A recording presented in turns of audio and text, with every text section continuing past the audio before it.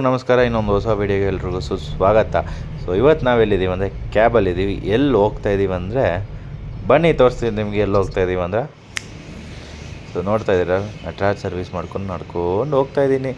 ಎಲ್ಲಪ್ಪ ನಡ್ಕೊಂಡು ಹೋಗ್ತಾ ಇದ್ದೀನಿ ಅಂದರೆ ಬನ್ನಿ, ಇನ್ನೂ ಇದೆ ಟೈಮು. ಸೊ ನೋಡ್ತಾ ಇದ್ದೀರಲ್ಲ, ಓಲಾ. ಎಸ್, ನಾವು ಓಲಾ ಶೋರೂಮ್ಗೆ ಏನಕ್ಕೆ ಬಂದಿದ್ದೀವಿ ಅಂದರೆ ಒಂದು ಗಾಡಿನ ಡೆಲಿವರಿ ತೊಗೊಳಕ್ಕೆ ಬನ್ನಿ.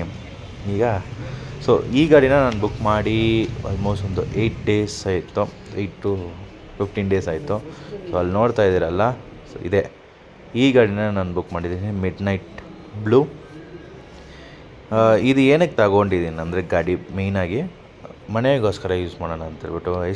ಏನಕ್ಕೆ ಅಂದರೆ ಮನೇಲಿ ಬಂದು ಸೆಕೆಂಡ್ರಿ ಬೈಕ್ ಇಲ್ಲ.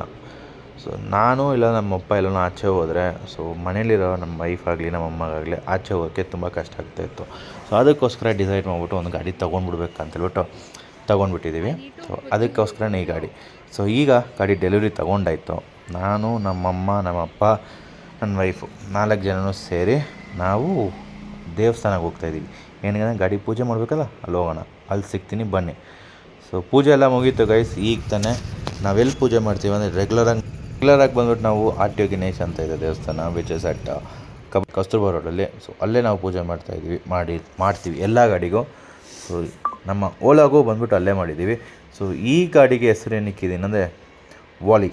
ಎಸ್, ವಾಲಿ ಅಂತ ಹೆಸರಿಕ್ಕಿದ್ದೀವಿ. ಸೊ ನಾನು ಈ ವಿಡಿಯೋನ ಇಲ್ಲೇ ಏನು ಮಾಡ್ತೀನಿ. ನಿಮ್ಮನ್ನ ಇನ್ನೊಂದು ಹೊಸ ವೀಡಿಯೋದಲ್ಲಿ ಸಿಗೋಣ. ಅದವರೆಗೂ ಪೀಸ್ ಔಟ್. ಚಾನಲ್ನ ಸಬ್ಸ್ಕ್ರೈಬ್ ಮಾಡಿ ಗೈಸ್.